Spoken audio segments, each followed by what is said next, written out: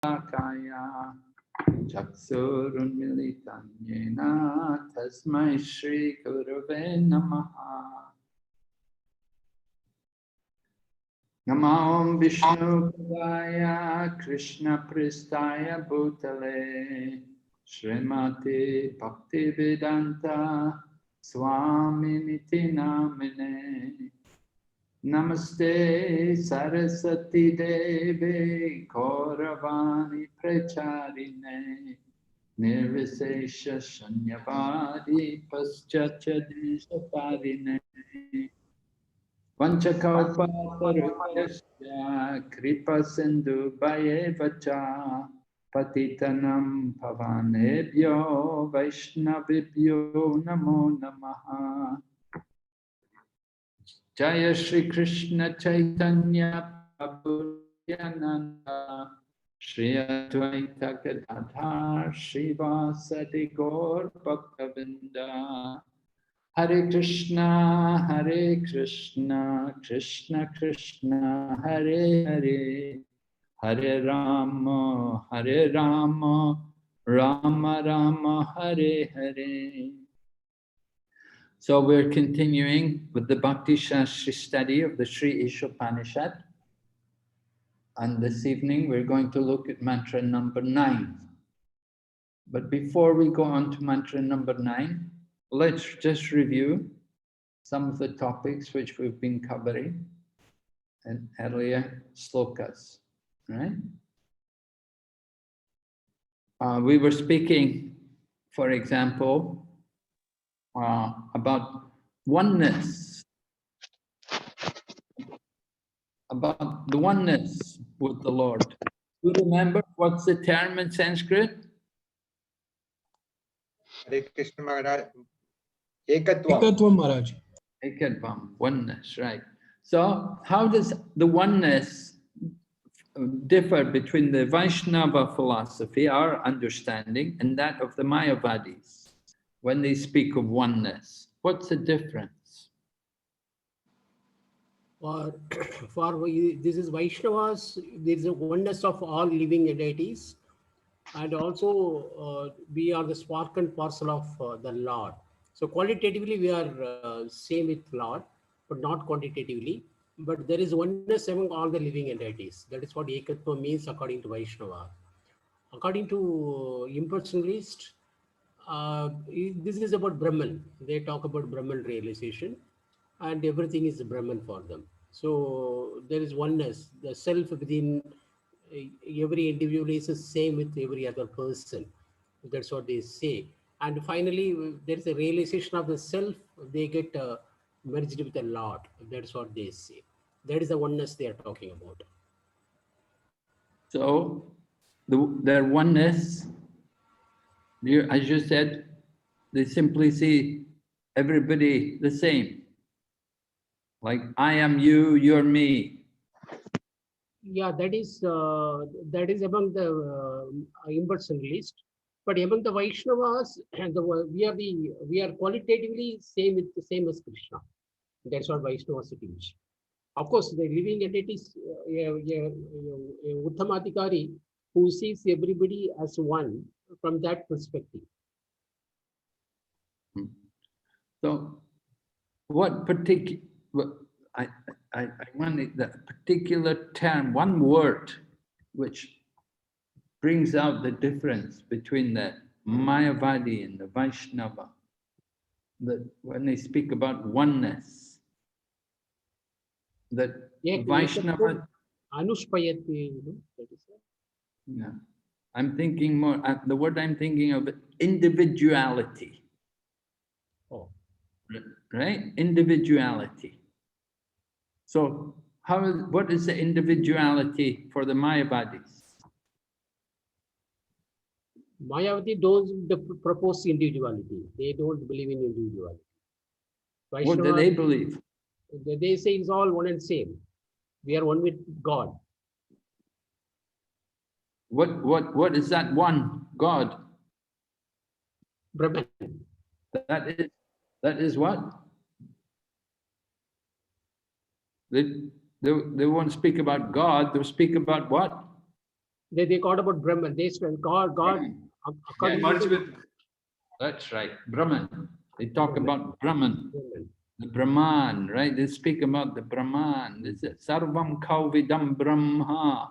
The Shankaracharya gave emphasis on that aphorism in the Vedas. Sarvam Kauvidam Brahma. Everything is Brahman. So Krishna is Brahman and we are Brahman. And there's no sense of individuality anymore. Right? So how do we defeat that? What would you quote? That is not possible. According to Vaishnava philosophy, according to Prabhupada's teaching, that is not possible. Can you give me a verse from Bhagavad Gita? We, as an individual soul, even after we will reaching liberation, attaining liberation, we will continue to be individuals only. That's what So Vaishnava what's the verse philosophy. from Bhagavad Gita? Do you know any sloka from Bhagavad Gita which supports this? Yeah, I mean, I think it's 1852 or something. I'm not very sure of the shloka, but in 18th chapter it is spoken. What is spoken there? And also in 13th chapter, but I'm not able to remember the shlokas. Somebody else can tell us what's a good sloka to support our individuality. Hare Krishna, Dandavat Pranam Maharaj. Mamaivamso Jivaloka Sanadanaha Manasashtani Indriyani. This sloka says, I am the Amsi, you are all Amsa, you are suffering in the material world with six of, Indriyas, like that. Okay. Yes, Mami Vam said that the living entities are eternally my parts and parcels. That's one. There's another one. Hare Krishna Maharaj, Yes, Natveva Mary. Chatunasham, Natvam Neme Thank you, Madaji. Yes, that's the one I was thinking of. Yes. You know the translation? Yes, Maharaj. There was no time where I did not exist, or nor you, nor all these kings, nor in future shall any one of us cease to be. Yes, thank you. Right, that's what I think generally when we speak about individuality, from the very beginning, Krishna had brought this individuality up to Arjuna, that we're all eternally individuals. We don't lose our individuality in the past, now, or in the future. We're eternally individuals. So for the Mayavadis, they're speaking about giving up, losing our individuality. This Sayujya Mukti, this impersonal liberation, this merging into the oneness. So this was their idea of oneness.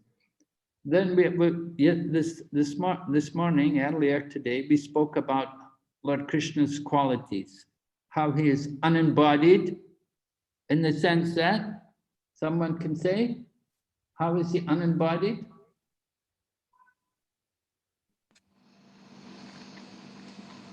He does not have any veins like our material body.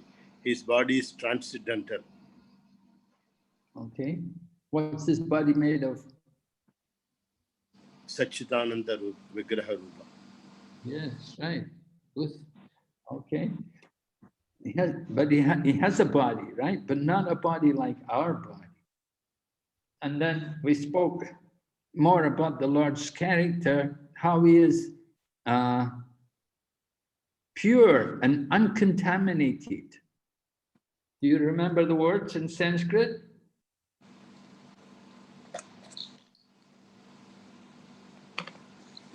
Someone?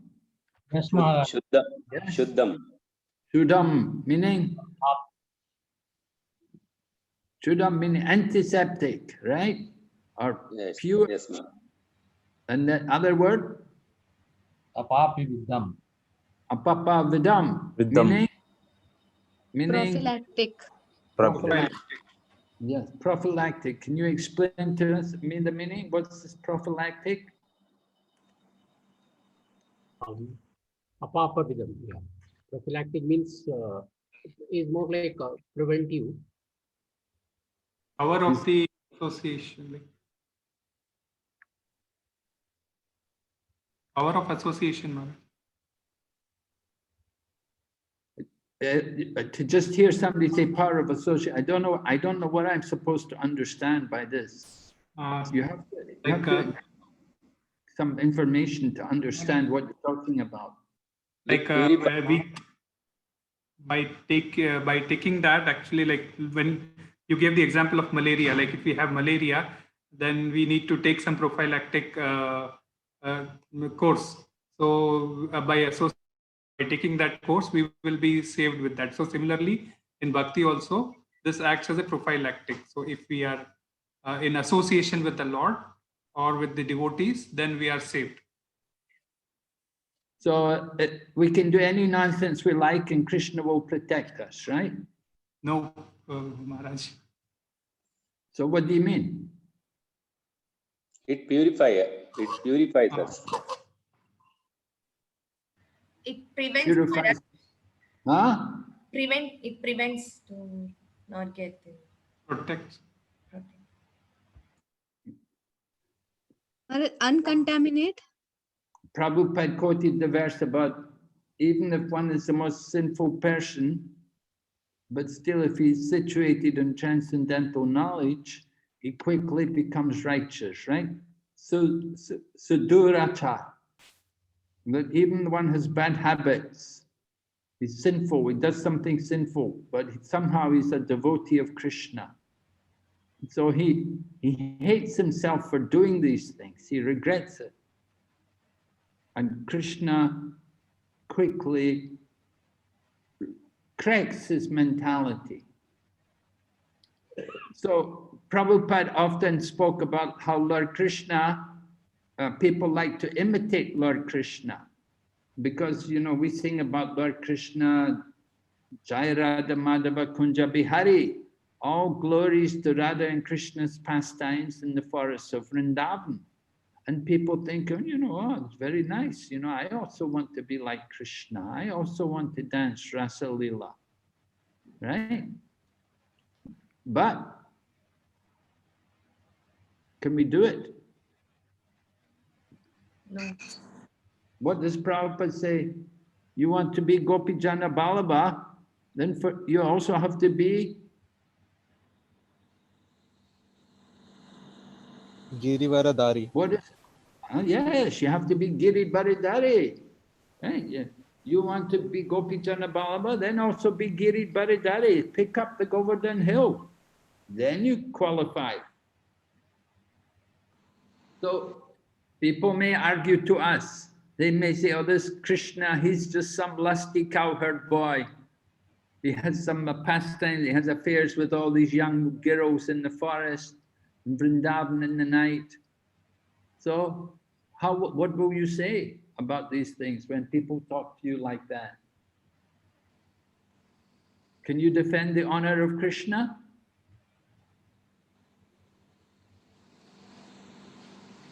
Someone? I've heard all about Lord Krishna, this Krishna of yours, that he goes in the forest, he does all these things with the young girls. He's just some lusty man. What are you going to say? Like marriage, we say that Yes. we should not consider Lord as a mundane activities, whatever he does. And he also did many things when he was born. He born with the 4 hands, and then he killed many demons when he was infant. So if you're able to do all these things, So, if I'm able to what? if you are not able to do all these kind of activities, you cannot you're supposed to do that also. You cannot imitate the Lord. Okay, but why does he do these things? Like go with the why he's doing this? He's This doing to activity. protect the devotees, Maharaj. Huh? Doing to protect the devotees. For the pleasure of the devotees. Yeah.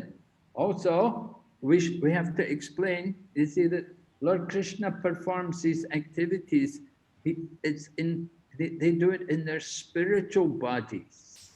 These gopis are not ordinary ladies. Just as Lord Krishna is not an ordinary man, these gopis of Vrindavan were not ordinary ladies. They were all expansions of Srimati Radharani. And Srimati Radharani is the Ladini Shakti of Lord Krishna. She's the pleasure potency of Lord Krishna. And she expands herself in the form of these different gopis, the cowherd girls of Vrindavan. And their whole purpose is to give pleasure to Lord Krishna. And they come to this world to show us the pastimes of the spiritual world. They're coming here not just for their pleasure, but they're coming to show us how to give pleasure to Krishna. And they're showing us the activities of the spiritual world. The activities of the material world are perverted reflections of what goes on in the spiritual world. So people look at the activities of Lord Krishna, particularly his pastimes with the gopis, and they think they're material. They do not understand that they're not material, that they're transcendental, and they're performed in their spiritual bodies. They have nothing to do with the modes of nature. In the material world, everything is centered around the body. And the body means the senses. And senses mean desire. Desire for lust, desire for material enjoyment. But in the spiritual world, there's no lust. There's none of this thought of sense gratification, one person exploiting another. Everyone in the spiritual world is a pure-hearted soul, and they have a spiritual body, and they're engaged in activities simply for pleasing Krishna. So these activities which Krishna performed 5,000 years ago, these were from the spiritual world. Lord Krishna personally appeared along with his devotees, and they showed us the activities of the spiritual world. And they did this to attract all of us that we would want to go back there and join with him and join in with them, take part in their activities.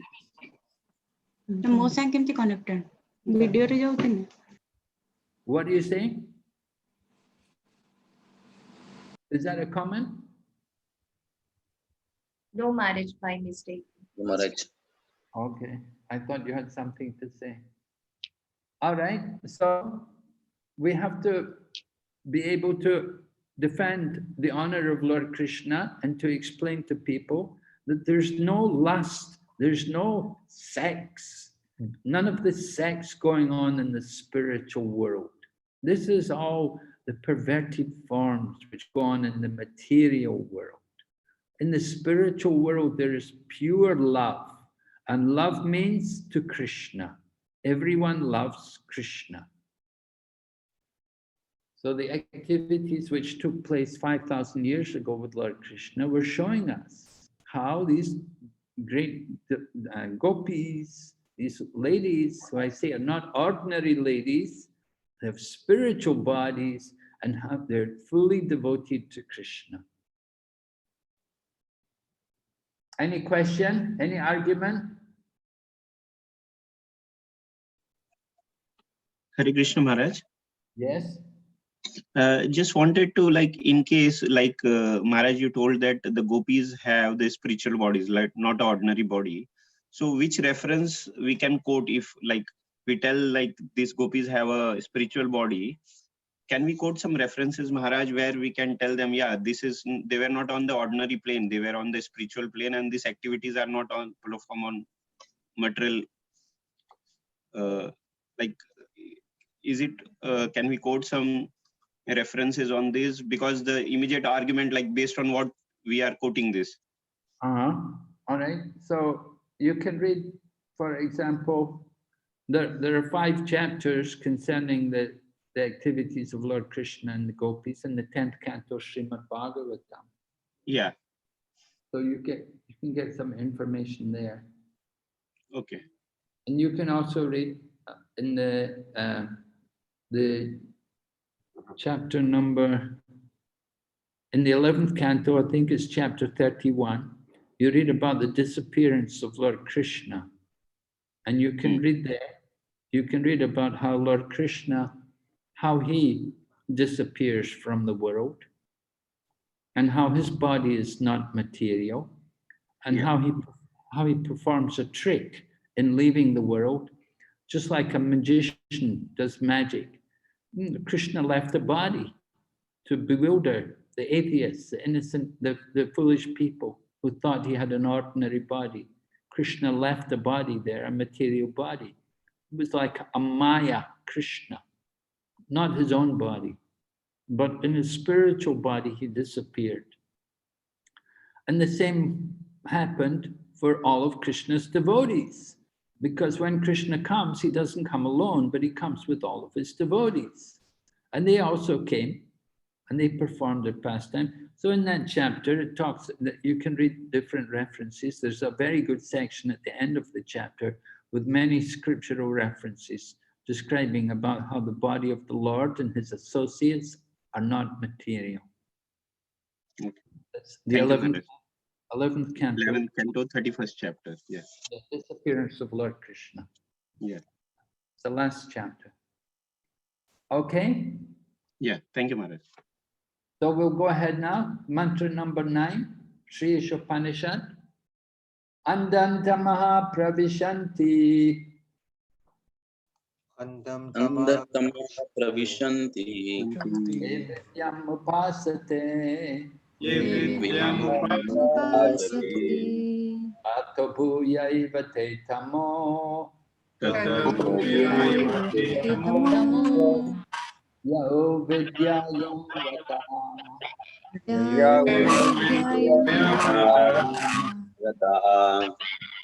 Translation. Those who engage in the culture of nascent activities shall enter into the darkest region of ignorance. Worse still are those engaged in the culture of so-called knowledge. All right. So we're going on to a section now, the next section here in the Isopanisad. Lord Krishna is going to talk about, first of all, culturing knowledge and nations, and then he will speak about different kinds of worship. In other words, different levels of devotees, how they engage in different kinds of activities and what happens to them.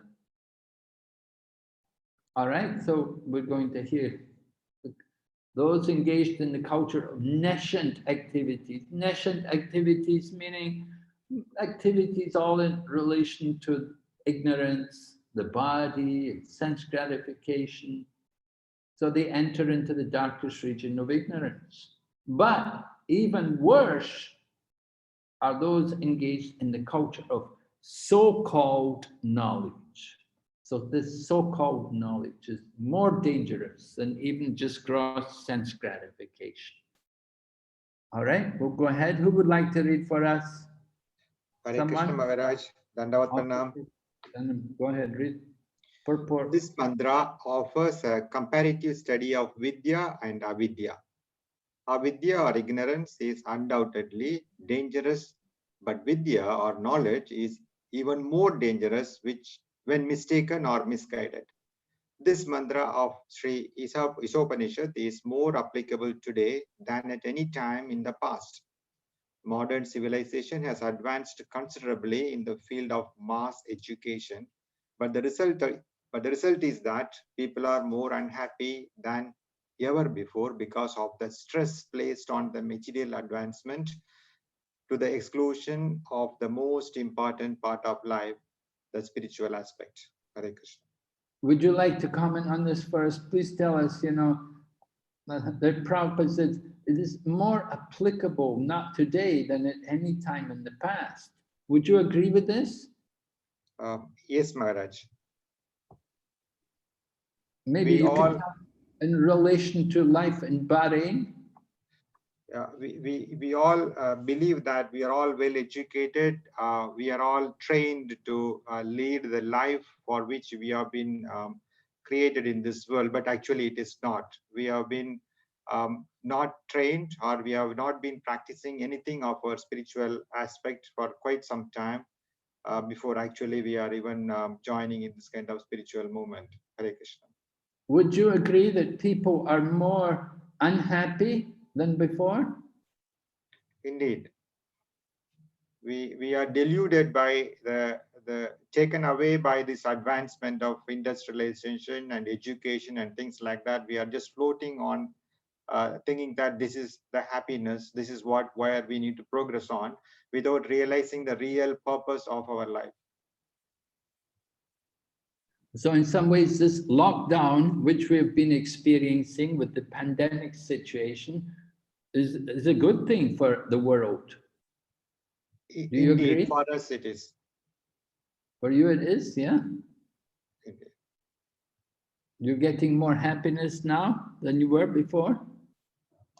I have got more time to read. I have got more time to associate with devotees during this time than ever before, Maharaj. Okay. So Prabhupada talks, advancing in the field of mass education. Yeah, so more and more people going to colleges and universities, you know, so many people now have PhDs and they've studied more, but that doesn't mean that their lives are more successful or happier. People spend so much money for their education, but they neglect, of course, they often have no interest, the spiritual aspect of life. Okay, so we're going to hear more about this culture of vidya and avidya. Right. Someone else like to read next paragraph? As far as Vidya is concerned, the first mantra has explained very clearly that the Supreme Lord is the proprietor of everything, and that forgetfulness of this fact is ignorance.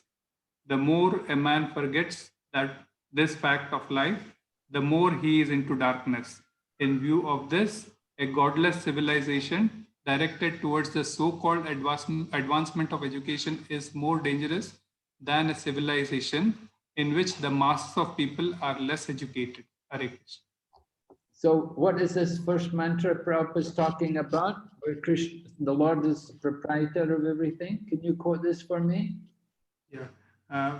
The first mantra is Ishavasyam idam sarvam yat kinchit jagatyam jagat yena tyaktena bhunjita ma karshit. I'm missing the last line, Maharaj. Sorry. Ma.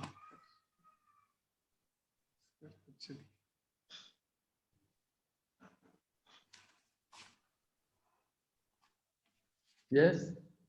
Ma?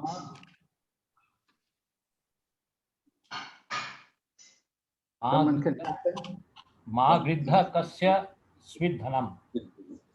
Ma gridha kasya svidhanam. Sorry, Maharaj. Okay, so this is a very important verse. Yes, Prabhupada to it here. The Lord is the proprietor. And if we forget this, this is ignorance. No, Maharaj. So, it just slipped out of the. We read once more and more, probably we'll remember. We read more and more, we'll remember, Maharaj. yes, right. But the more we forget, then the more we're in darkness. So godless civilization means advancement of education. A godless civilization directed towards advancement of education is more dangerous. Why is it more dangerous? Because it does not have the it does not touch upon the godly the God aspect, the Ishavasyam. So whatever we do would bind us into karma, and we would be again taking birth and again in this material world. Oh, well, that's the individual's own problem. I want to know how the godless civilization is more dangerous than a civilization. Talking about civilization. So, Someone can say, why is a godless civilization more dangerous? Maharaj, Where they the- might be not in good human beings. They are not making good human beings for the society. They could be harmful. So what are they doing? So means In they what have way, been, what way they're going to be harmful? demonic mentality would develop. So what is that demonic mentality? What do they do? I am the enjoyer. I am the proprietor kind of. Yes. The Can you kindness give would increase. Can you give some examples of the godless civilization which come about, so-called advancement of education have brought about? Some examples of the godless civilization? The scientific, the scientist actually, which they boast upon their theories like Darwin's theory and all those. So Okay, yeah, atheistic theories like Darwin. And what's he preaching? the evolution theory which he preaches, that everything evolves on its own. So which is again not giving the God into picture. Like, it says everything evolves on its own. So over a period of time. Any other examples about godless civilization with the advancement of education? What have they brought about? In Bhagavad Gita, this is discussed, chapter 16, divine and demonic nature.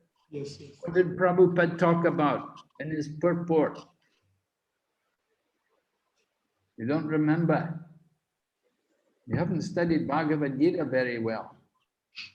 The demonic civilization, they do things, they create atom bombs. Yes. Right? Anything else? Can you think of anything else?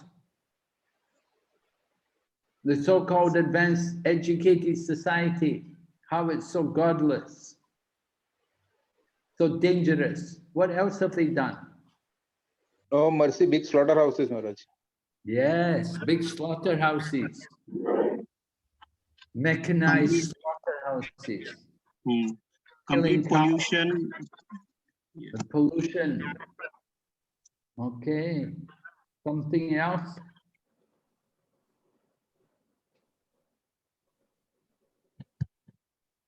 The life has become more lusty. Yes. In what ways? What are people doing? Marriage trying to go to another planets. Okay. Trying to go to another planet. They want to enjoy on another planet.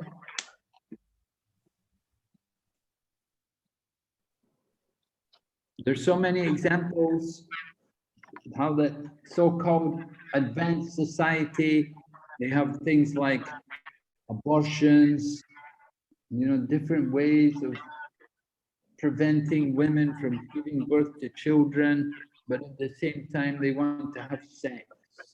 They don't want children. This is the demonic civilization. These kind of things are going on. And then you have cloning, genetically modified crops. They're trying to take more from the land, not by their piety, but they're thinking with their technology, technological modified crops, genetically modified crops, killing the people, killing the farming industry, and then they do the same thing with the cows, drain the last bit of milk out of the cow by some machine. And when the cow doesn't give milk anymore, then they kill it. This is a so-called advanced civilization. Okay, we'll go ahead. Maharaj, Someone- one more thing Yes? I want to add. Yeah. Like in America and European countries, the cows are fed with the cow blood. So that is like blood meal are provided to them, and whole world is forced to eat that particular non-vegetarian milk and products. And it is also with all advertisement that it is great, which is spoiling all the food habits of all the people also. Okay. Yeah. Horrible. All right, go ahead. Somebody read next paragraph. Hare Krishna. Tribhanga Gopal Das here. Of the different classes of men and karmis, jnanis and yogis, the karmis are those who are engaged in the activities of sense gratification. In the modern civilization, 99.9% of the people are engaged in the activities of sense gratification under the flags of industrialism, economic altruism, political activism, and so on. All these activities are more or less based on satisfaction of the senses to the exclusion of the kind of God consciousness described in the first mantra. So what is that God consciousness described in the first mantra? Can you tell us? In the first mantra, the human being to live their life centering the God, Lord Krishna. But here they are keeping their sense gratification in their center, forget Krishna. But in the first mantra, what should happen? We should have Krishna in the center. And what else? Everything animate and inanimate that within the universe controlled owned by Lord. One should therefore accept only those things necessary for himself, which are Right. set as the quota. The quota. Except only what we need, we minimize, right? Yeah. We don't want to be extravagant. We don't want to be greedy. We want to be satisfied with the basic needs. We don't want too much, right? That's important. Go ahead. Someone else read. Dandavat Pranam Maharaj, Ajit Madhusudan Das. In the language of the Bhagavad Gita 7.15, people who are engaged in gross sense gratification are mudas, asses. The ass is symbol of stupidity. Those who simply engage in the profitless pursuit of sense gratification are worshipping avidya, according to Isopanisad. And those who play the role of helping this sort of civilization in the name of educational awareness are actually doing more harm than those who are on the platform of gross sense gratification. The advancement of learning by a godless people is as dangerous as a valuable jewel on the hood of a cobra. Cobra decorated with a valuable jewel is more dangerous than one not decorated. In Hari Bhakti Subodhaya 3.11.12, the advancement of education by a godless people is compared to decoration on a dead body. In India, as in many other countries, some people follow the custom of leading a procession with a decorated dead body for the pleasure of the lamenting relatives. In the same way, modern civilization is patchwork of activities meant to cover the perpetual miseries of material existence. All such activities are aimed towards sense gratification. But above the senses is the mind, and above the mind is the intelligence, and above the intelligence is the soul. Thus, the aim of real education should be self-realization, realization of the spiritual values of the soul. Any education which does not lead to such realization must be considered a vidya or non-nescience. And to culture such nescience means to go down to the darkest region of ignorance. Hare Krishna Maharaj. Yeah, one of the devotees was talking, he said, devotees all go to study They want to do postgraduate studies, they want to do masters. He said, why they want to do master? They should learn to be the servant. More important to be the servant than to be the master. Said and then they want to do master's degree. They want to get MA. MA means Master of Avidya, right? Master of Avidya, nations. What is that? It's useless, useless education. So Srila Prabhupada's talking, he gives two examples here, right?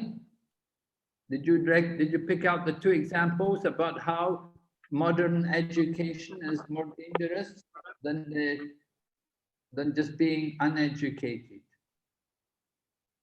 What was the examples? Like one example is given the jewel on the hood of the cobra. The person who is considered to be educated now, he is like putting a jewel on his head and he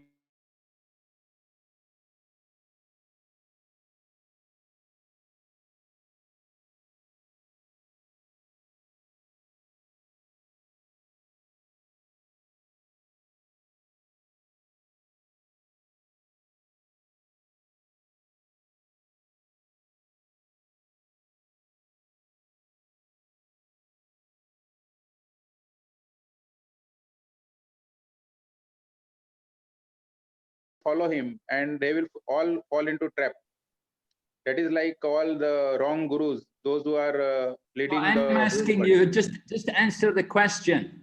Answer the question I asked you. Why is the snake with the jewel more attractive than the snake without the jewel?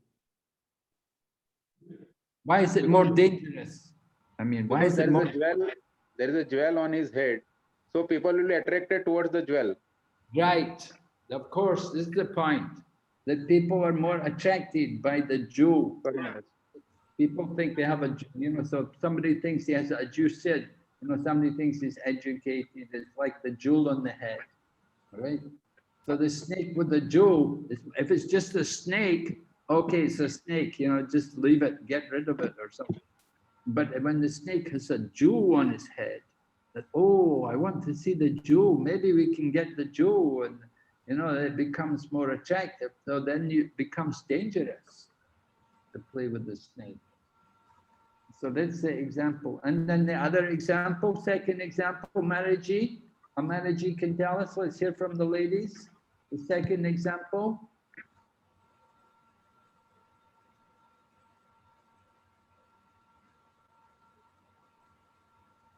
Marriages? Hare Krishna Maharaj. Yes, what's the other example? Yeah, if leading a procession with a decorated dead body for the pleasure of the lamenting relatives. Yes. Why is this compared to education? What's this got to do with the example? To show off, actually, I think.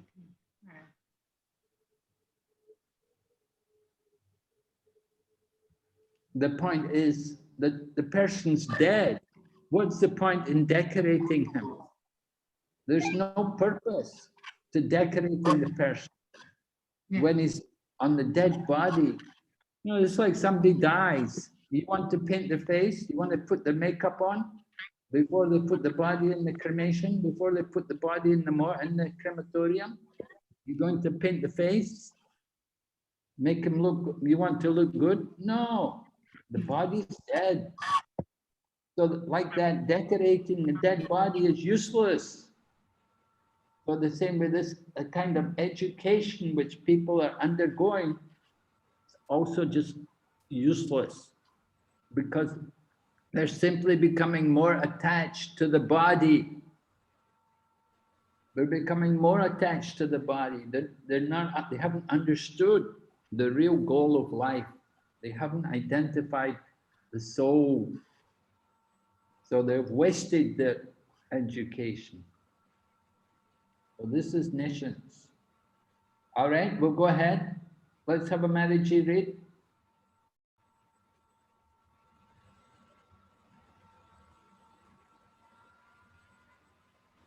Please, Hare Krishna quickly. Maharaj. Hare Yes. Krishna Maharaj. Yeah. According to the Bhagavad Gita 2.4 to 7.15, mistaken mundane educators are known as Veda Vadarata and Mayaya Aparita Gnana. They may also be atheistic demons, the lowest of men. Those who are Veda Vadarata pose themselves as very learned in the Vedic literature, but unfortunately they are completely diverted from the purpose of the Vedas. In the Bhagavad Gita 15.15, it is said that the purpose of the Vedas is to know the personality of Godhead. But these Veda Vadarata men are not at all interested in the personality of Godhead. On the contrary, they are fascinated by such fruitive results as the attainment of heaven. Okay. So now we're going to hear about these kind of mistaken, mundane educators. Right?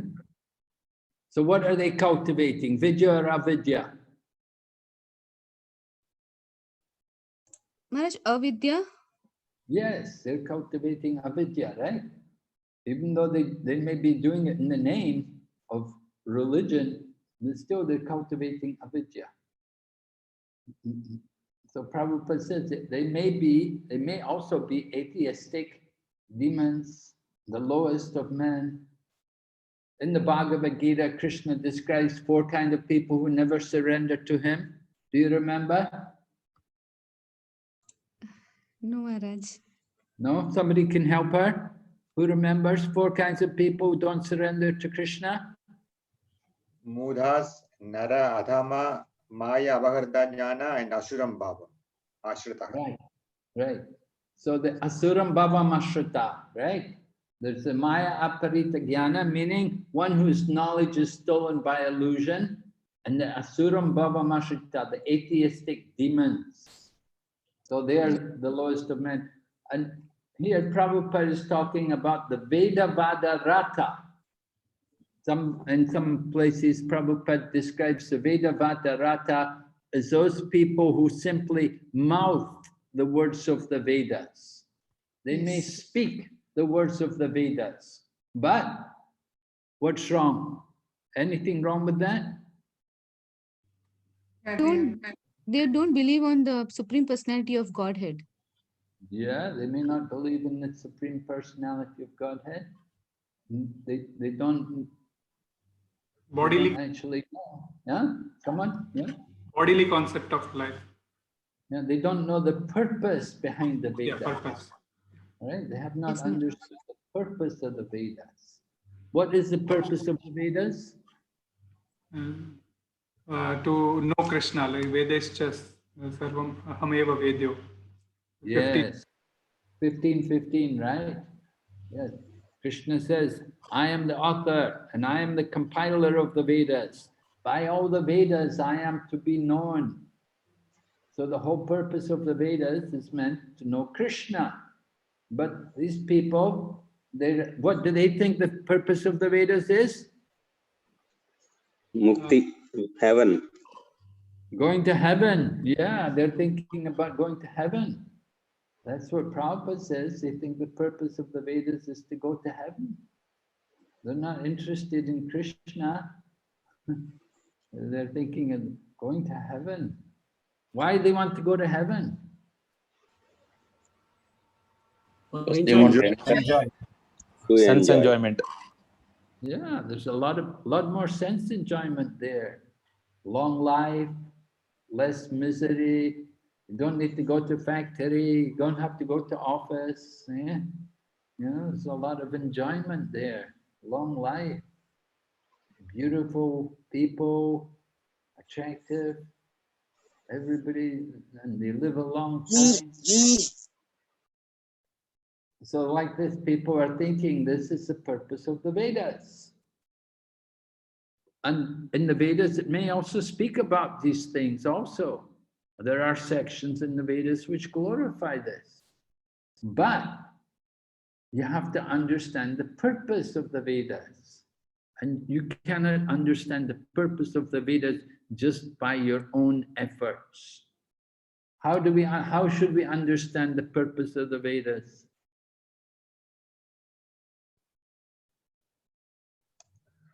through an acharya of disciplic succession. Yes, right. You have to get association. You have to get the acharya, the teacher, to guide you to understand what's behind the Vedas. Just like people may read the Vedas, but very difficult to know what is the purpose of the Vedas.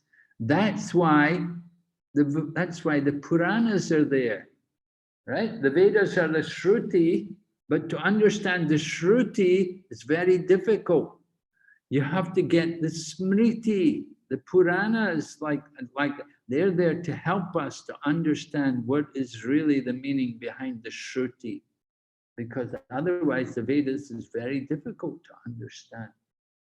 You get lost.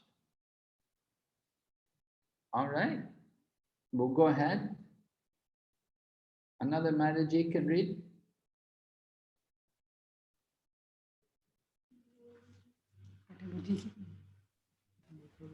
Hare Krishna. Hare Krishna. As stated in Mantra 1, we should note that the personality of Godhead is the proprietor of everything and that we must be satisfied with our allotted portions of the necessities of life. The purpose of all Vedic literature is to awaken this God consciousness in the forgetful living being, and this same purpose is presented in various ways in the different scriptures of the world for the understanding of a foolish mankind. Thus, the ultimate purpose of all religions is to bring one back to Godhead. Hare Krishna. Okay. So mantra 1, do you remember mantra 1? Mataji, you remember mantra 1? You can say it for us. Yeah, everything is controlled by Supreme Lord Krishna, and everything is owned by the Lord. Therefore, what's the second half of the verse? Means that quota, Maharaj. We should accept what is ours. Yes, Prabhupada writes, you just read it. He said, we must be satisfied with our allotted portion of the necessities of life. Yes. Our allotted portion, we should have to be satisfied with what Krishna gives us. We shouldn't be greedy. I need more, I need more, I need this, I need that. No, we have to learn to be satisfied with the plan of the Lord. And Prabhupada talks about this, that the Vedas is meant to awaken this kind of God consciousness. When we become God conscious, then we will be naturally satisfied with what's given by the grace of God.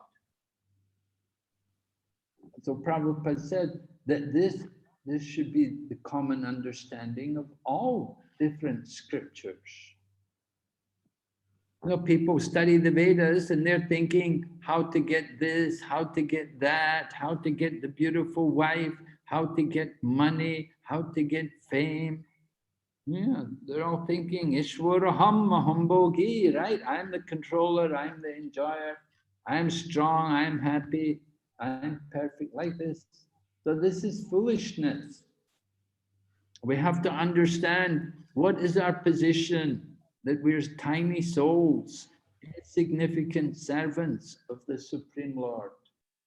So this is the purpose of all religions, to bring one back to Godhead.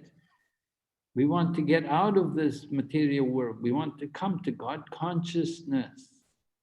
This is the real mission of life. Sometimes they say, we want the kingdom of God without God. How is it possible?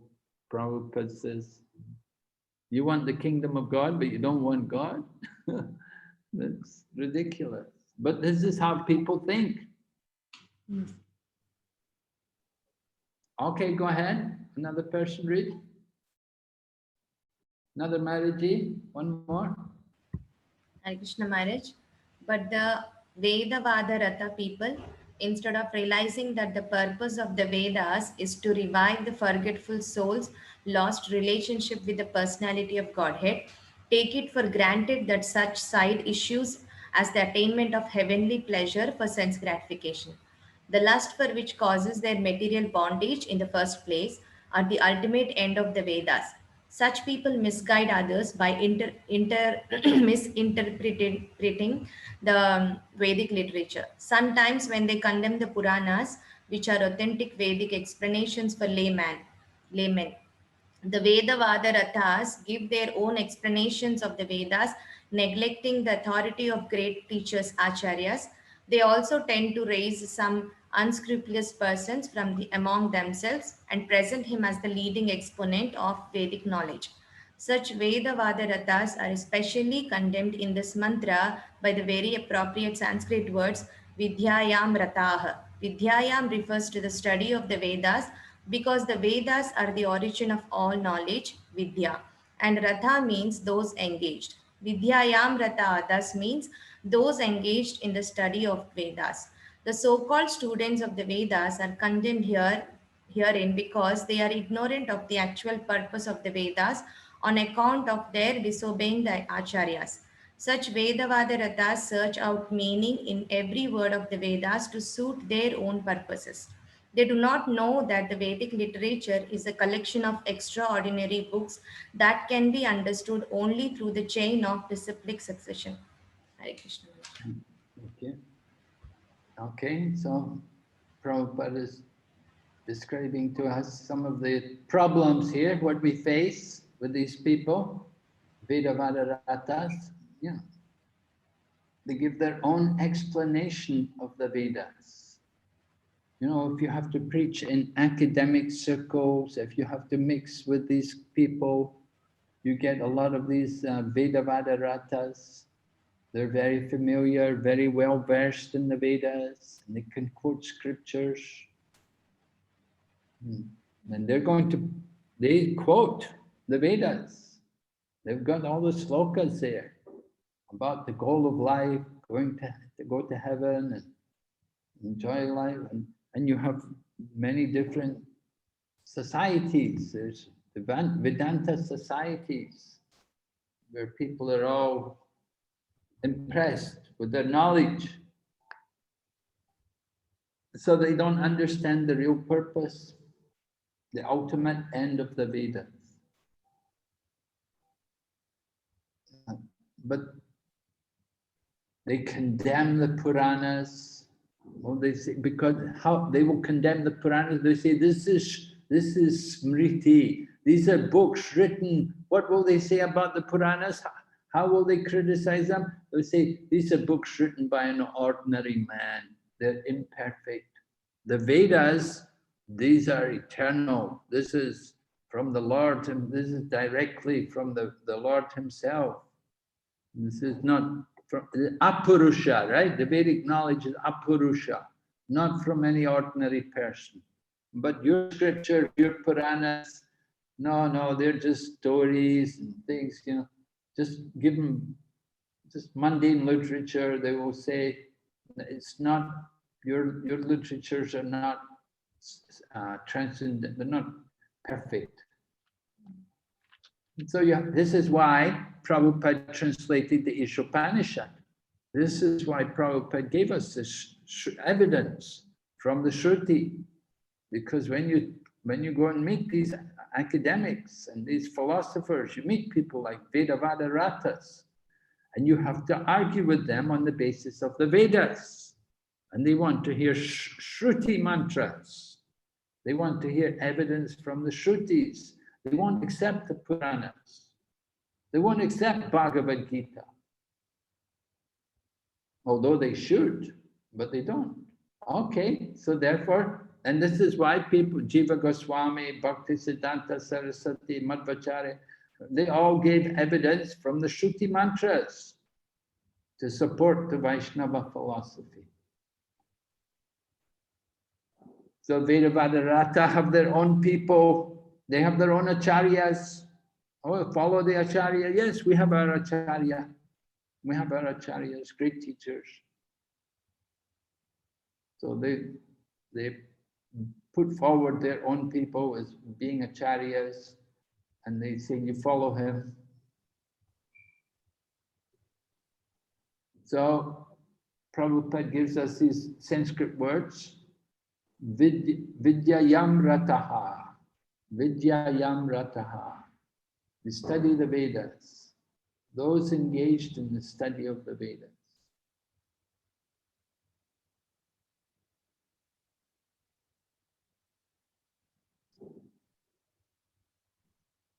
So we challenge them that they have not understood the actual purpose behind the Vedas.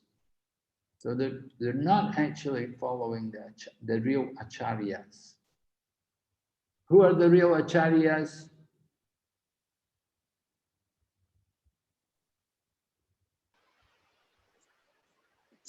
Disciplic succession, Maharaj, was come from the disciplic section. Yeah. And except anybody else? Knows the science of Krishna. So who knows the science of Krishna? Who are they? Acharyas? The Mahajans, right? You know the Mahajans? The Mahajans, they're the science, and they know the science of devotional service. Right? How many Mahajans are there? 12 Mahajans. Okay. So follow the Mahajans. And then if you read in the purport in Chaitanya Charitamrita, Srila Prabhupada writes how we have modern day Mahajans. And he mentions people like Vishwanath Chakravarti Thakur, Baladev Vidyabhusan, and Jiva Goswami, and Bhaktisiddhanta Saraswati Thakur, Bhaktivinoda Thakur. They're the modern day acharyas, the modern day Mahajans. Follow them.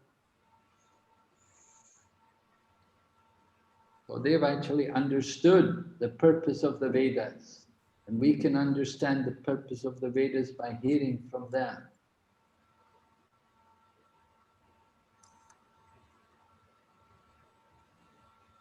All right, we'll go ahead. A man can read now. Let's have another man read. Hare Krishna Maharaj. One must approach a bona fide spiritual master in order to understand the transcendental message of the Vedas. That is the direction of Mundaka Upanishad 1.2.12. These Vedavata people, however, have their own acharyas who are not in the chain of transcendental succession. Thus, they progress into the darkest region of ignorance by misinterpreting the Vedic literature. They fall ever further into ignorance than those who have no knowledge of Vedas at all.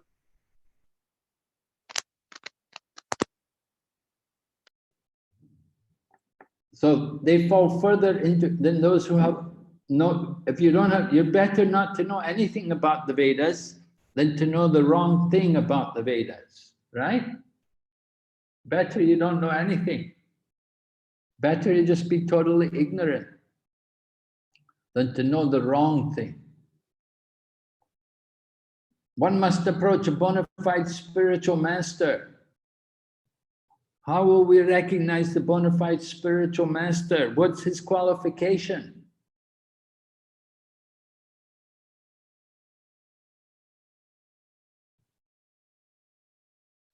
Give me a verse.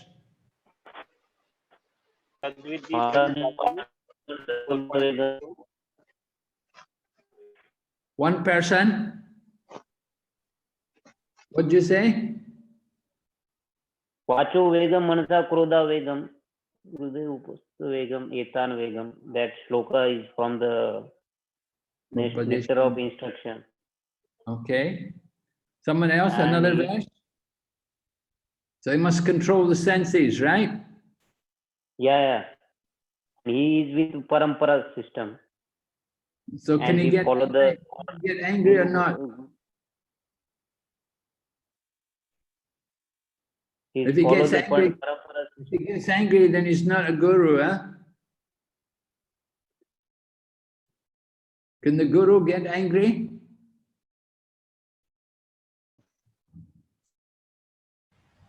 Yes, Maharaj. Yes. You don't mind if he gets angry at you, huh? If he shouts at you. It's for chastising the people for their own development. Okay. Taking away your false ego, right? Make you humble. Giving mercy. If he chastises you, gets angry at you, it's giving you mercy. Yes, yes. So some other qualification of the Guru, bona fide spiritual master. What's some other verse? Other qualification. So tadvidi pranipatena pariprashnena sevaya. In that, the last two lines gives the qualifications of spiritual master. So what is the qualification of the spiritual master? Tell me in English.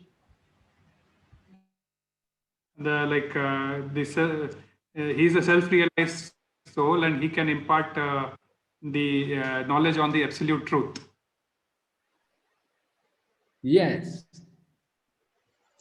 That not only has he seen the truth, but he can reveal it to others. Right? Yes. He's seen the truth himself and he can reveal it to others. Some people say, I know the truth, but I can't explain it to you. And so, so that's not so good. But the actual bona fide teacher, not only has he realized the truth himself, but he can reveal it to others. So that's one qualification. Something else?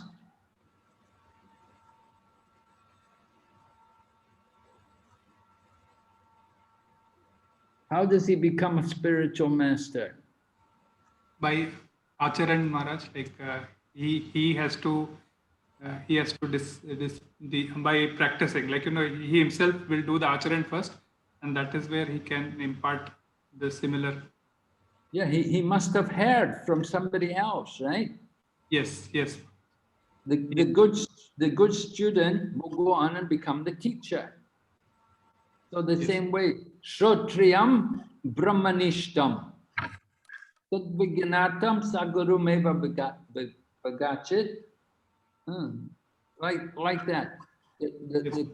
The spiritual master, he must have heard from another spiritual master.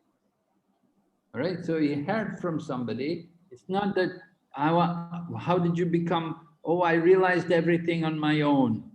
I just realized everything on my own, by my own, and I've realized the conclusion, now I know everything, so I'm revealing it to you. No, that's bogus. It's just like you get doctors, oh, I learned everything on my own, I've studied everything, I didn't go to college, I didn't study from it, I just learned everything on my own. That's bogus. That's a quack doctor, not a genuine doctor, right? You have to study under another doctor. So same way, spiritual teacher, he heard the teachings from another teacher. He was trained. You take the ship, you have to be initiated by a bona fide spiritual master. Prabhupada had his spiritual master. Bhaktisiddhanta Saraswati also had a spiritual master. Lord Chaitanya also had a spiritual master. Lord Krishna even took a spiritual master, just to teach us by their example the importance that you have to take a spiritual master. So one must approach a spiritual master to understand the message of the Veda. We have to know who is the spiritual master, that they must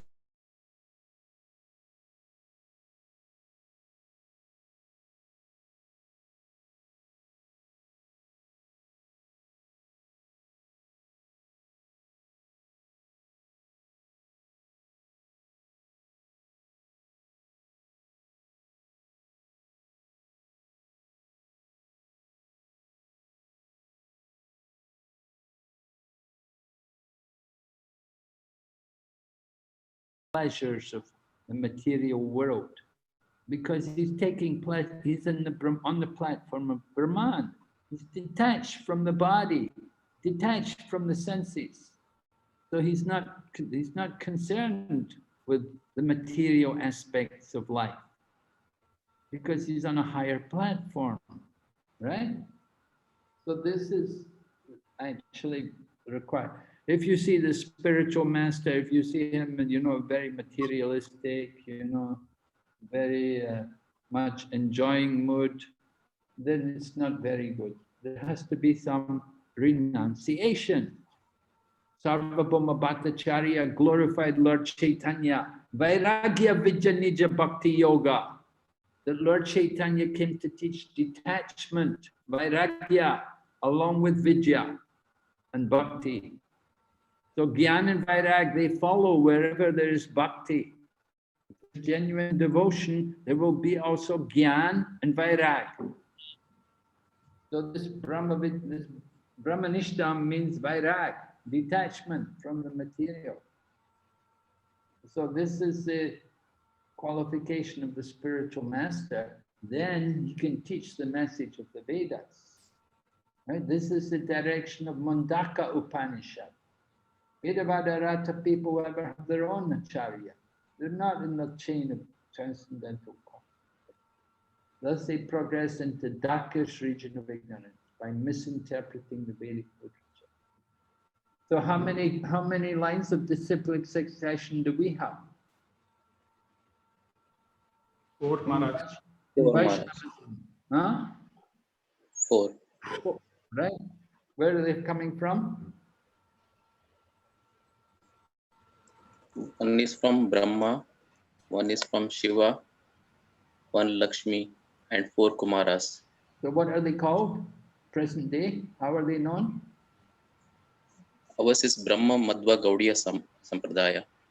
Okay. And next one is called as Rudra Sampradaya. Who is that? Another Rudra Sampradaya, Shiva, Lord Shiva, Shankaracharya. Who is the, huh? Shankaracharya. No, who's the prominent Acharya in the Rudra Sampradaya? Not Shankaracharya. Nimbarka Acharya. Nimbarka Acharya. No. Nimbarka Acharya is from the 4 Kumars. 4 Kumaras. Nimbarka Acharya is that's from the 4 Kumars. Right? Vishnu Swami. Vishnu Swami. Vishnu Swami, yeah, Vishnu Swami is the prominent Acharya in the line from Lord Shiva. And then Lakshmi? Sri Sampradaya. Yes. Prominent Acharya being? Ramanujacharya. Ramanujacharya, right. So 4 Sampradayas. Lord Chaitanya took teachings from each of the Sampradayas into his own Sampradaya, into his own Brahma Madhva Gaudiya Vaishnava Sampradaya, Gaudiya Vaishnava.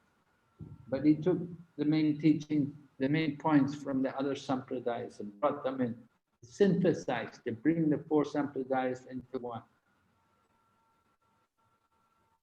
But these Vedavadarata, they have their own Sampradaya. And Shankaracharya, he has his Sampradaya, Mayavadi Sampradaya. They have their Sampradayas. We are the Vaishnava Sampradaya. We are teaching the living entities, the servant of the Lord. These other people, they don't teach that. Go ahead, please read. Male, some male man, please read.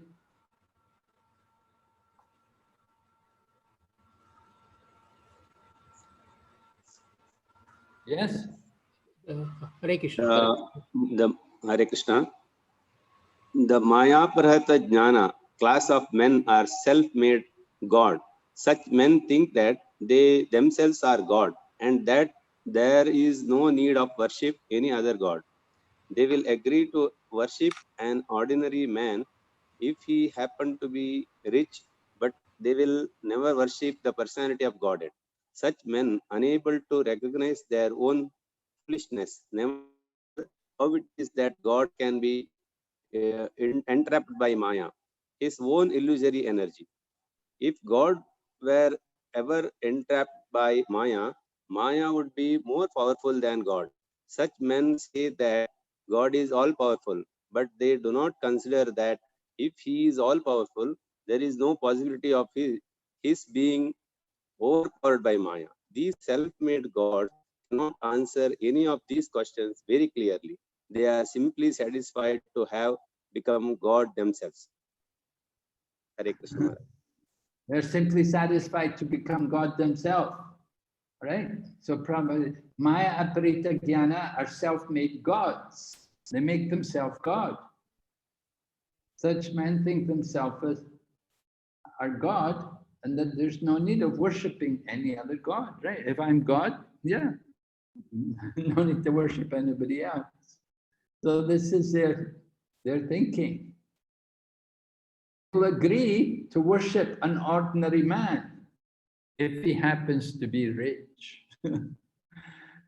You see, this is the mentality of people in the material world. Somebody's very rich, oh, that people worship him. People are thinking, you know, this is, if somebody has a lot of money, then he has all the blessings of God, they're thinking. The rich man can be the most miserable man, can be the most unhappy man, because having wealth simply creates so many troubles, can make people's life miserable. We see sometimes the richest people in the world, they commit suicide. They're so unhappy. Their life is so miserable. But somehow people, they respect wealth. It's one of the opulences of Bhagavan. Somebody has wealth, it's like a blessing from the Lord. Or sometimes you could say it's a curse also. It's up to them how they use the wealth. You have to know how to use it. That is the point. Nothing wrong in being rich if you know how to use it. So these people that worship people if they're very rich, but they will never worship the real God. They don't like to worship the deity. They say, oh, just a statue. They'll never consider how it is that God can be entrapped by Maya. So this is an important point, because their argument is that we're all God, right? This is their philosophy. And ultimately, we're all the supreme, but we've fallen into ignorance. So how did we fall into ignorance? Prabhupada, he raises this point.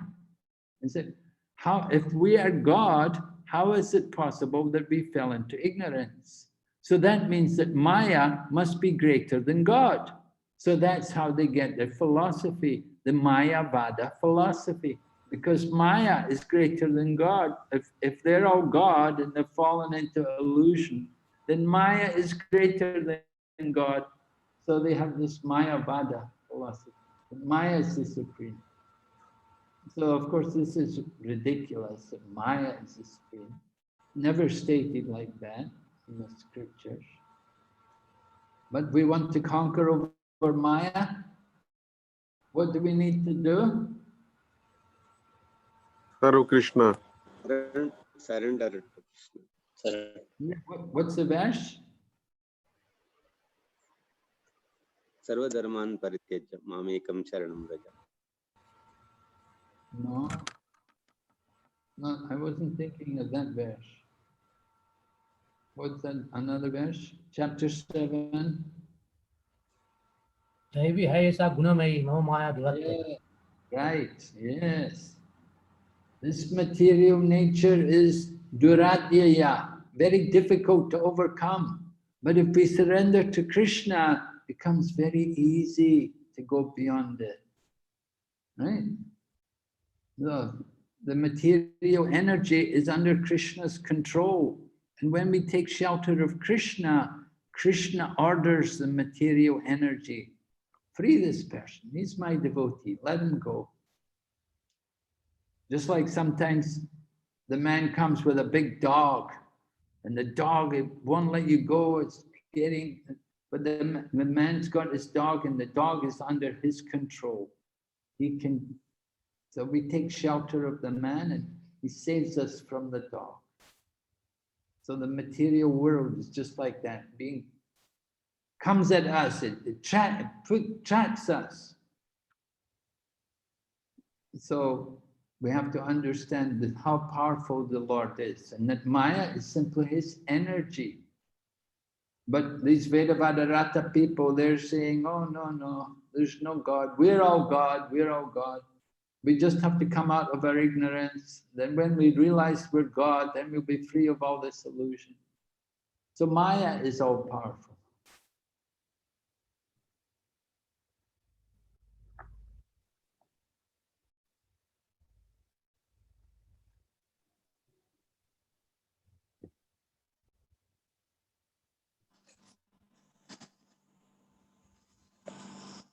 Okay, is there any questions on this mantra?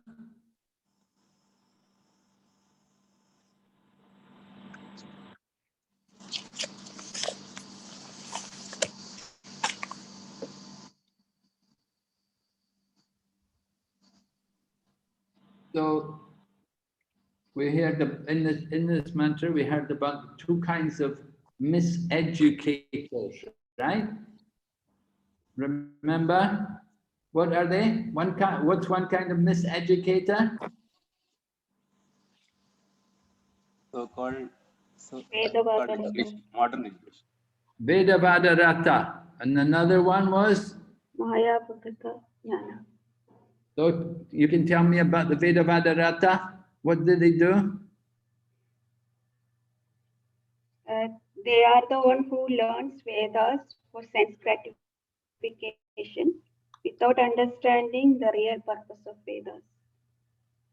Okay, yeah. They do not follow any acharyas. No, they do follow acharya. I mean, they do not follow the bona fide acharyas. Right, they have their own acharyas, right?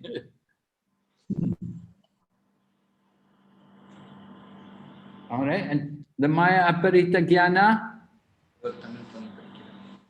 They are self-made gods. Somebody else. Let's hear a man. Tell me the Maya Aparita Jnana. They are They having a become God, deluded self-God. speculation. Speculation. They are philosophers, scientists, and great poets and things like that. They just their knowledge is fully utilized in development of their profession or development of their passion. They do not recognize God. Whose knowledge is stolen. What did you say, Prabhu? They do not what? About God? They do not recognize God. They are more into the passion of developing their skills. They don't go to temple, they don't worship the Lord. They may read the scriptures, but they don't know the purpose. Those whose intelligence is like stolen, Maharaj, like means like they become demons and lowest of the men.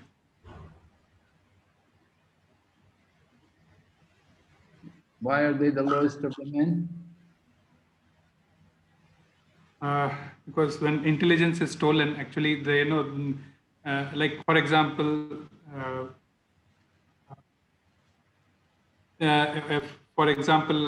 if a person knows like something is wrong, for example, a cigarette packet, there is a written warning on that. Smoking kills you, and still the person knowing the knowledge goes ahead and drinks. So his knowledge, his intelligence is stolen, and that is where by knowing also he is falling into the trap. So I don't know the example is right to explain, but then. Well, I'm a bit lost, to tell you the truth. I don't. Sorry. But the example about written on the packet, the warning, this is dangerous to health. So the warning is there, a person may not take the warning and anyway. Yes. So that's his own fault. But yes. But how does this apply in the case of these miseducators? They know about the Lord and they know about the characteristics of the God, but then they don't follow them. They don't take Lord seriously. They just go ahead with their own like mind, where whatever their mind says. Well, I don't know if that's true. I don't know if they do know about the Lord and his characteristics. I don't know about, they may read the Vedas, but you know, the Vedas doesn't tell us very much about the Lord. You have to really know that you want to know about the Lord, you have to go to the Puranas, you have to hear from the other side of it. Because the Vedas deal more with the aspects of enjoying the material world and elevation to the higher planets. And that's why Krishna says in the Bhagavad Gita, Trigunya Vishaya Veda. Nice Trigunya Bhagavad. Rise above the modes. The Vedas deal with the subject matter of the modes of nature. Rise above the modes, O Arjuna, and be transcendental to them. So just studying the Vedas itself, you're not going to know much about the nature of God or the Absolute. And this is why these so-called people, these Vedavadaratas or the Maya Aparita Jnana we're talking about, you know, they just try to philosophize, and they speak about, we may call them armchair philosophers. You know, they have these kind of philosophical societies, sit in a big armchair and people discuss about the Vedas. No, there's no mood of renunciation. They may sit there drinking coffee and smoking cigarettes, and they're discussing the Vedas. There's no detachment, there's no vairagya, and there's very little transcendental knowledge. It's a lot, most of it is just their own speculations. They take words and they will give meanings to it, try to explain it all by the powers of their own mind.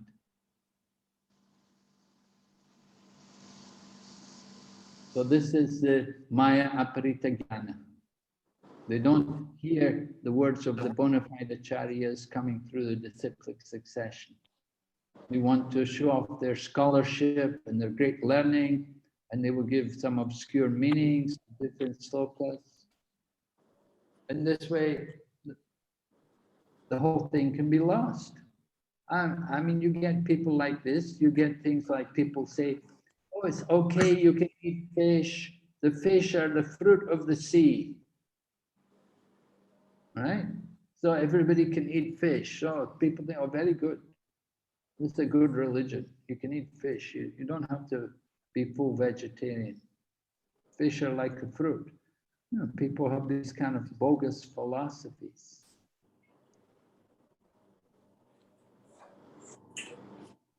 So we have to preach against these things. We have to expose these so-called people.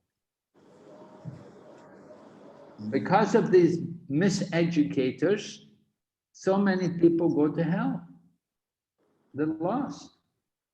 Because they thought they were hearing from some educated person. They thought these people are qualified, they're very educated, they're successful, they may be professors, they may be scholars, and so they've got recognition. So people think what they speak is the truth, but it can be totally nonsense. So this mantra of Isopanisad is exposing them, that they enter into the dark. Worse still are those engaged in the so-called culture of knowledge. The so-called culture of knowledge, more dangerous, most dangerous.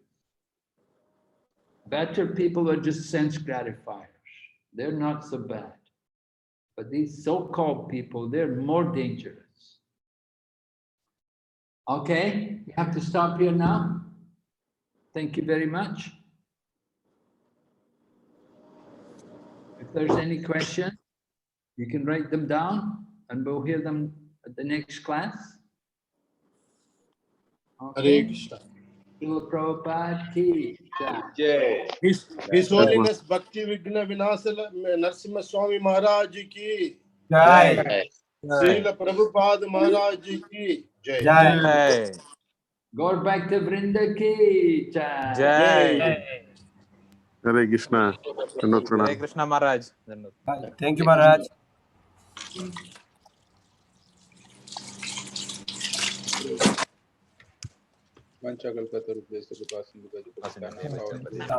Vaishnav Namo Namah.